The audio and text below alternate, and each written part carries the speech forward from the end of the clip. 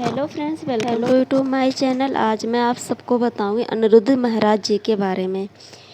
तो हमारे सनातन धर्म में समय समय पर कई महान संत, तपस्वी और आध्यात्मिक गुरुओं ने जन्म लिया। उन्होंने समाज को एक नई दिशा दिखाई जिसमें सही लोग सत्य मार्ग पे चल सकें हैं और अच्छे से भगवान के मार्ग से जुड़ सके, अच्छे कार्य कर सके। आज हम जानेंगे अनिरुद्ध महाराज जी के बारे में।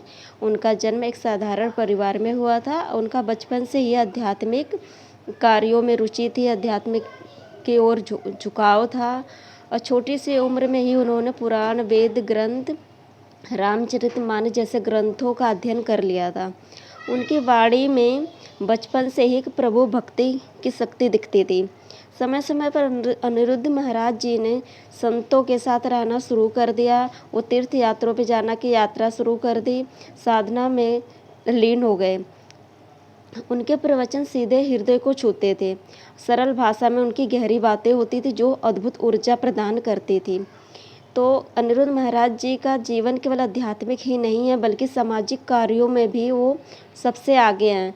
इन्होंने कई जगह पर गौशालाएं, आश्रम, चिकित्सा, निःशुल्क शिक्षा की स्थापना की है। और अनिरुद्ध महाराज जी युवाओं को धर्म से जोड़ने के लिए कार्य कर रहे हैं, जैसे कि भजन, कथा, योग, सेवा के माध्यम से उनकी कथाओं और भजनों की लोकप्रियता दिनों के दिन बढ़ती जा रही है। काफ़ी युवा लोग इनसे जुड़ रहे हैं, आध्यात्मिक प्रेरणा मिल रही है सबको।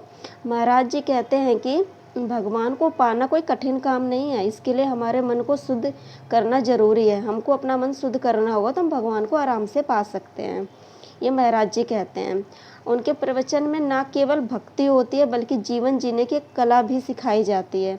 ऐसा लगता है उनका प्रवचन सुन के, कथा सुनकर कि जैसे कि हम बहुत अच्छे तरफ जा रहे हैं, एक हम अच्छे जीवन की तरफ आगे बढ़ रहे हैं। अनिरुद्ध महाराज जी एक ऐसे संत हैं जो आज के युग में अध्यात्म के लिए दीपक जलाए हुए हैं, जिससे काफ़ी लोग जुड़े हुए हैं और उनके बताए हुए रास्ते पे चल रहे हैं। उनकी वाणी में प्रेम है, करुणा है और सबसे बड़ी बात है कि प्रभु नाम का नाम है। उनसे जुड़ना मतलब जीवन को एक नई दिशा देना है। ऐसे है हमारे अनिरुद्ध महाराज जी। आपको ये जानकारी कैसी लगी?